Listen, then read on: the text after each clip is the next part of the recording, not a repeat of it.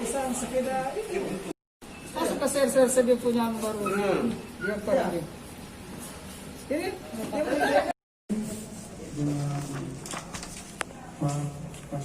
serta saudara-saudara saya, rekan-rekan saya, teman-teman saya dari media. Tidak ketemu lagi dalam acara press release masalah pengerusakan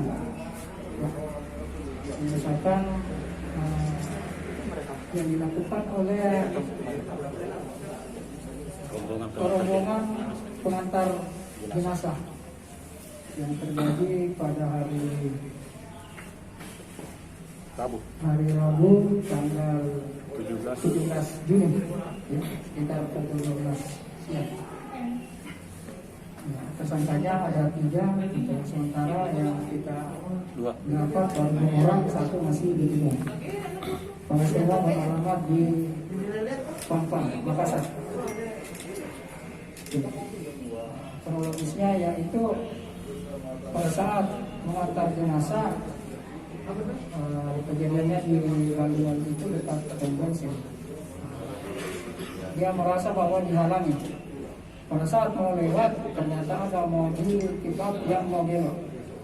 Keluar dari toko merasa dihalangi, akhirnya turun, dikejar masuk ke dalam sampai melakukan pengerusakan dalam rumah, dalam toko itu. Tersangkanya kita sudah ambil 2, tangkap oleh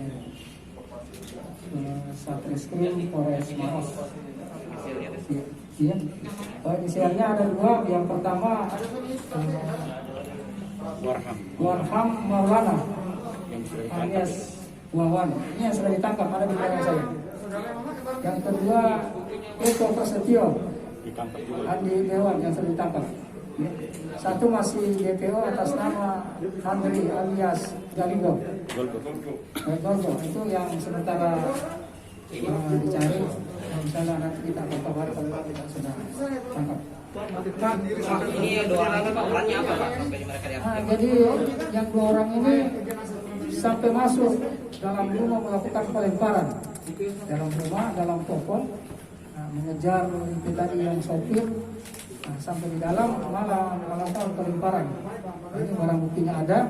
Ini barang buktinya ada batu, semua batu merah dengan kaca spion mobil yang dirusak, yang mobil pelengkap itu.